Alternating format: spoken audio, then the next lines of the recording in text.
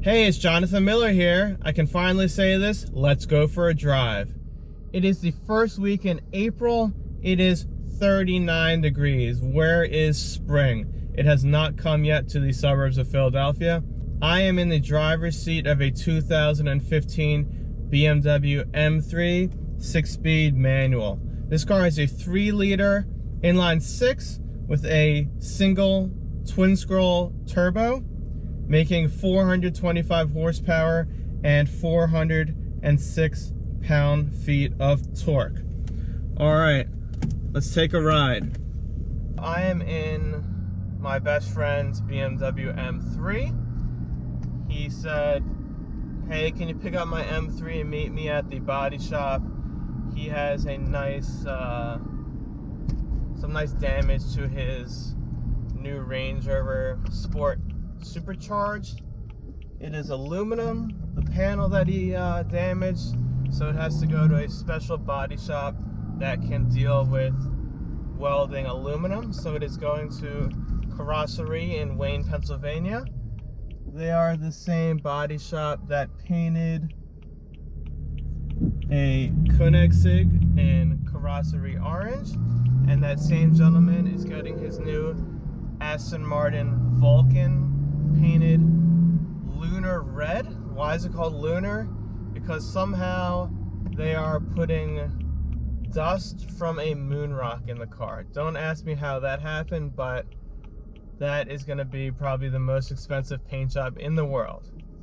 So this 2015 M3, it is mineral white and on a black interior, carbon fiber trim. Like I said, 6-speed manual gearbox. These cars are very loud. Stock, they're probably one of the louder stock exhaust systems I've heard on the road.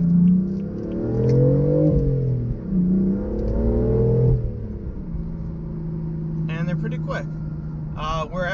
This car is running on snow tires. They're smaller in width than the standard tires that come on the car because we've had a pretty bad winter, and a rear-wheel drive M3 would go nowhere in any kind of inclement weather. I mean, this car, as of being told by the owner, doesn't get traction on the best of days with the best tires and warm weather. So running in 40 degrees on snow tires isn't ideal either, but hopefully it looks like the weather's gonna warm up middle of this week, and I'm sure he'll get his summers back on and be able to get a little more grip. Like I said, this car is pretty loud. BMW actually injects artificial exhaust noise into the cabin of this car. Why? I have no idea. It makes enough noise. It's kind of weird. I know there is a way to unplug that that audio sound, which I would probably do if I had the car. I'm not quite sure why they do that, but they do. As you can hear, it sounds pretty good all by itself. Then we're gonna go up a hill. I love this car. M3s are probably for most of you guys when you were teenagers. An M3 is your dream car, just like it was mine. When I was a teenager, it was the E36 M3. Loved that car. It just drove so nice. It looked so cool. I was fortunate enough when I was 19, 20 years old to go look for an M3. At that time, BMW had stopped producing the coupes. There were a couple 4-doors in stock. The best one I could find new was a green on a beige interior. It didn't really do it for me. And in the back of the lot at the dealership, they had just got in a Z3M coupe. It was silver on black, and I fell in love with the clown shoe, as they call it. To this day, my favorite car, hands down. I wish I still had it because they're actually worth quite a lot of money. Not the best handling car in the world, but it was cool. Nobody had them. I don't know how, but I managed to fit fit so much stuff in the back of that car. It was ridiculous. It felt super fast. I mean, at that time in 2000, a 0 to 60 in 5-second car was very fast. So, super fast. It just was, I loved everything about that car. So these new BMW M3s are now turbocharged. They went from an inline 6 in the E46 to a V8 in the E92. And these F80s are an inline 6 turbo. They actually do have quite a lot of torque down low, so they feel pretty good. It's probably due to the fact that it's on top of the inline 6 and not a V6. And these cars, if you can get traction, will do 0 to 60 in about 4 seconds. Rear-wheel drive. There are rumors that the next generation M3 will be some sort of a hybrid all-wheel drive system, maybe like an all-wheel drive system in the new M5 where you can disable in drift mode and make it rear drive, which would be pretty cool. I think BMW definitely needs to go four-wheel drive on the next M3 just to compete with Audi and all these four-wheel drive cars, because I mean, marketing these days is 0 to 60 and you just can't hit that 60 miles an hour in this BMW M3 rear-wheel drive. You need that little extra traction off the line. I am driving through Gladwin.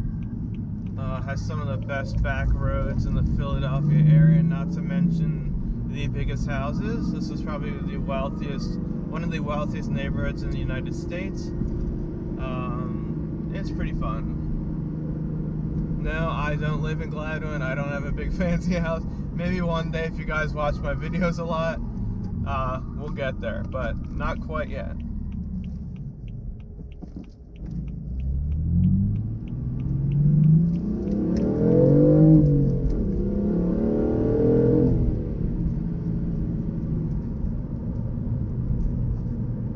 It's fun. I miss driving a fast car. My GTI, as good a car as it is not at this level, not even close. So it's great to drive a car that has some power. Of course, a manual car makes it 12,000 times better than if it was a paddle shift car. Unfortunately, you can't see these houses. This house I'm passing on my left was for sale a few months ago, I think for about $16 million. The house on the right has a couple golf course holes in the backyard. Not too shabby. The cabin's really nice to be in. It's got a thick 3-spoke steering wheel. Oh, let's go up this hill. This is one of my favorite roads.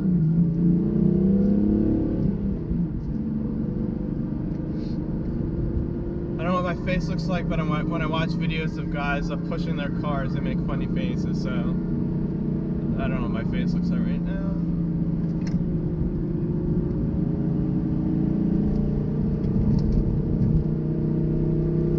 So when I used to do a lot of track events, driver education events, I miss those as well. I'd love to get back to the track. The instructors always said the fastest guy is the smoothest guy. So you want to be smooth with the pedals, smooth with the steering wheel, with your shifts, of course.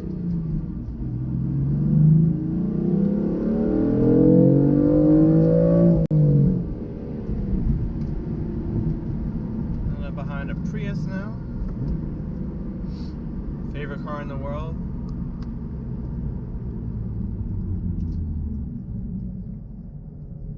So this car has a color heads-up display, which I don't know how to use.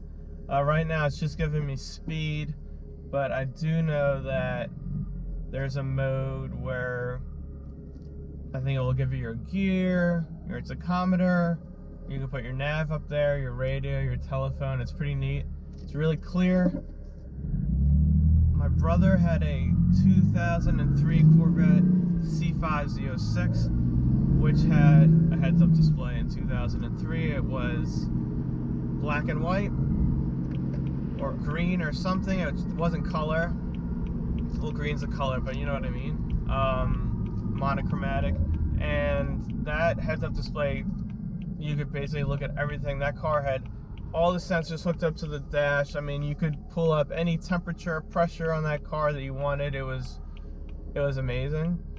I don't know why all cars don't do that, but it was standard, I think, heads-up display on the 03 Z06. Now it's like an option on some cars. I mean, it's 15 years later. It's crazy that it's an option. It should come standard. It's pretty neat. You can keep looking straight. I don't know if you can, I think you can raise it a little. This one's sitting basically at the rear bumper of the car in front of me. I really do love these new M3, M4s. And there's a bunch of iterations now, competition packages, M4 GTS, the CS. I don't know if that's coming to America or not. I have to look that up. This car's been out since 2013, 14, something like that in the United States. So we're probably looking at a new model in the next year or two. Sorry, I'm behind a Prius. I'm going 20 miles an hour. I think a lot of YouTube vloggers have that issue quite often, being stuck behind a Prius. But yeah, this engine is really great. It's torquey. The car is super fast. I just read that they just put this engine in the M2 competition that will be coming out, which will be interesting.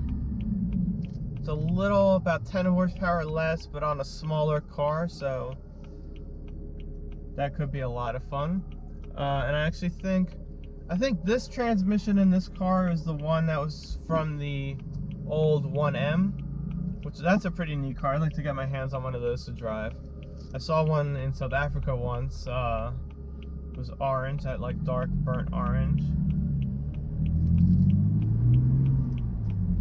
The Prius is turning and didn't indicate. It's one of my pet peeves. Do not like when people don't indicate. So what is it like to drive an M3? Daily driver on the street. Comfortable, has all the amenities of a luxury car. Leather everywhere, carbon fiber, all the tech and gizmos you would want. Looks unbelievable. For me, the M3, M4 is BMW's crowning achievement. The new M5, yes, I'm sure if I drove it, I'd be blown away. 600 horsepower. I mean, what can you say bad about that? But you put an M5 and a 5 Series next to each other, aside from a little bigger bumper, they look the same. You put an M3 next to a 3 Series and yeah, there's a difference. M3s are just wide and aggressive and just awesome.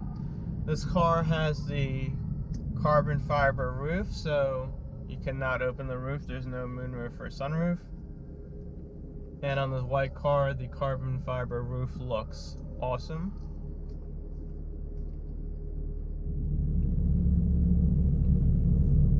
BMW, if you are watching this video, please keep offering a manual car. I know they're slower than paddle shifters, and you don't sell a ton, but I mean, the M3 is your car. It's an enthusiast car. For the guys out there that want to keep a manual transmission alive, it's a great skill to have. It's really, I mean, most people are driving it on the street. I don't need to shift on Lancaster Avenue here in Wayne. So for me, it's much more pleasurable and enjoyable to shift the car myself. This car has a rev matching feature for downshift, so you don't even need to be the best stick shift driver to drive one of these. It'll match the revs for you pretty well. I love trying to match revs when I downshift, heel toe downshifting. That's a skill as well. It's really fun, especially on the track. You can, on the street sometimes it's a little hard because, I don't know, it's just, you really need to be on the brake and like be in it to do it super well.